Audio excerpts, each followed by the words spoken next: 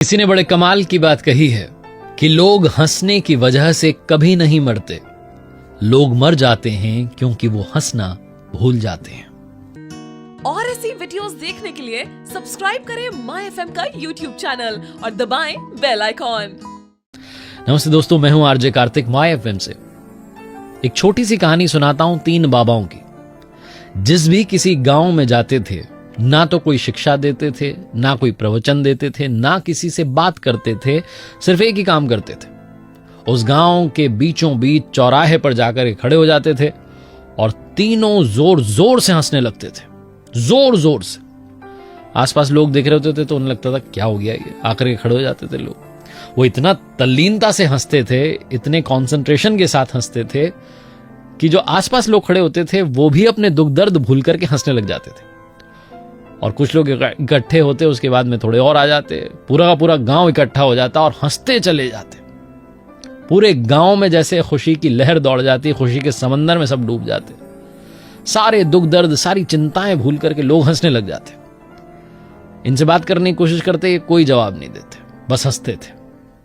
एक गांव से दूसरे गांव, दूसरे तीसरे, तीसरे से चौथे, ये तीनों बाबा घूमते चले जाते थे और हंसते चले जाते थे।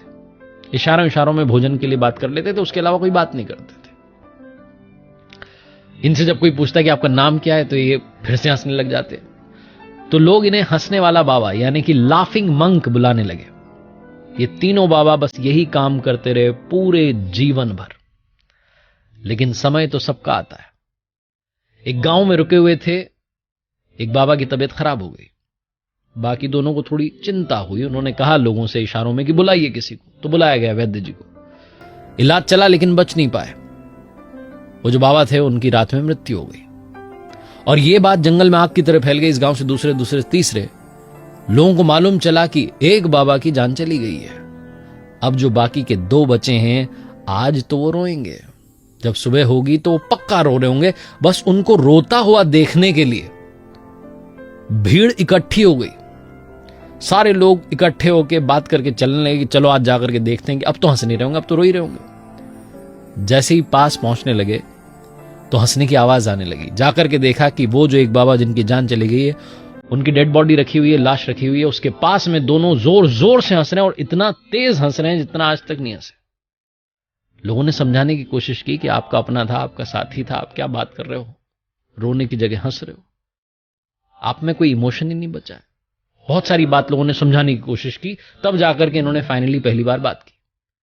दोनों ने बताया कि ये जो साथी चला गया, इसके और हमारे बीच में शर्त लगी थी कि जो भी पहले मरेगा बाकी दोस्त पर जोर से हंसेंगे। आज इसकी जीत हो गई, हमारी हार हो गई। हम हमारी हार पर, इसकी जीत पर जोर जोर से हंस रहे हैं। अब बात आई अंतिम संस्कार की। चिता तैयार की गई, लिटाया जा रहा था। लोगों ने कहा कपड़े बदल दीजिए, परंपरा है। तो बाकी दोनों ने कहा कि नहीं, यह भी हमारे बीच में डिसाइड हुआ था कि जब अंतिम संस्कार हो रहा हो तो कपड़े बदले नहीं जाएंगे, क्योंकि ये कपड़े अशुद्ध नहीं हुए। हम इतना हंसे हैं कि हम पर अशुद्धि जम ही नहीं पाई। ये छोटी सी कहानी 3 लाफिंग मंक्स की हमें सिखाती है कि जीवन में हंसना कितना जरूरी है।